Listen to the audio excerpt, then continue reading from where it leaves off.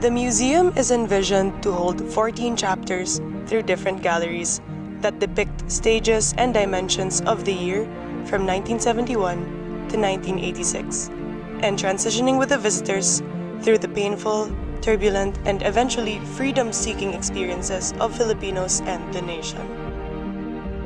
The First Quarter Storm and the Diliman Commune Gallery is an art installation featuring a tornado of chairs, tables, school desks, placards, and period ephemera referencing events from 1970 to 1971 that led to the proclamation of martial law.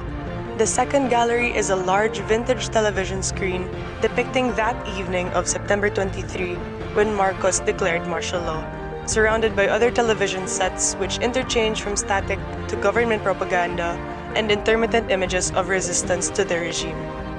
The Tale of Two Mosques memorializes the victims of Manili and Malisbong massacres and depicts the roots of the Muslim insurgency, the stories behind the Ilaga, and the persecution of both Moro and indigenous communities. The Desaparecidos section is a collection haunting sculptures of human figures holding empty picture frames that create a void within their form, and it is the centerpiece of the gallery. A labyrinth of burnt structures with shell frames remain of buildings and houses in Jolo, Sulu, is the focus of the gallery, while stands with simulated burnt objects reveal stories through audio and visual narrations. On exhibit will be a carousel of a Banana Republic adorned with animals used to build the safari playground of Marcos and his cronies. The arts and culture under the dictatorship is represented by Gigantes, with Angono folk aesthetics, and will be placed visitors in an art and culture gala party of giants. The next hall will house the artwork Super Robot Suffer Reboot. 3 carrozas themed on the Marcos dictatorship and Japanese super robot mechas in the 70s will be arranged in a procession. Organized opposition and press freedom dominated by propaganda billboards and campaign posters. It is the time of voices of dissent.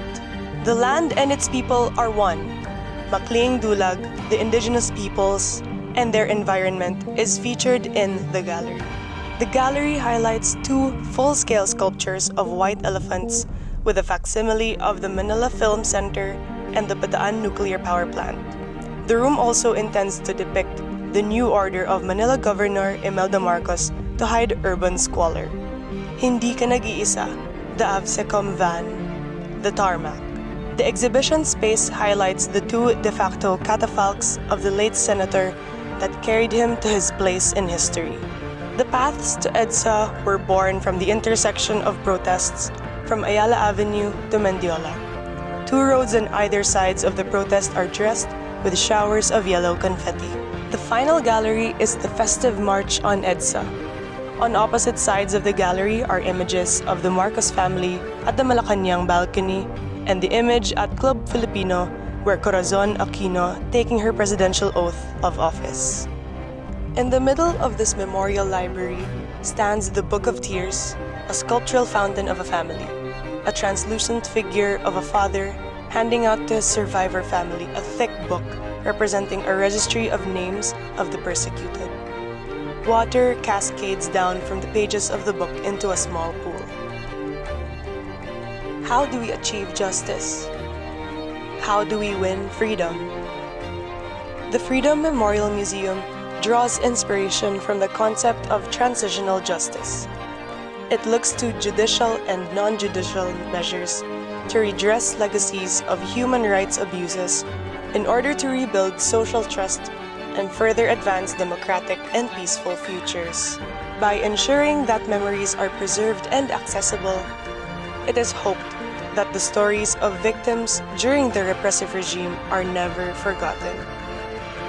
By remembering the struggles, resistance, and solidarity for freedom of the Filipino people, the project is proposed to be an inspiration to the Filipino nation to continue the transition towards a more democratic, just, and peaceful future.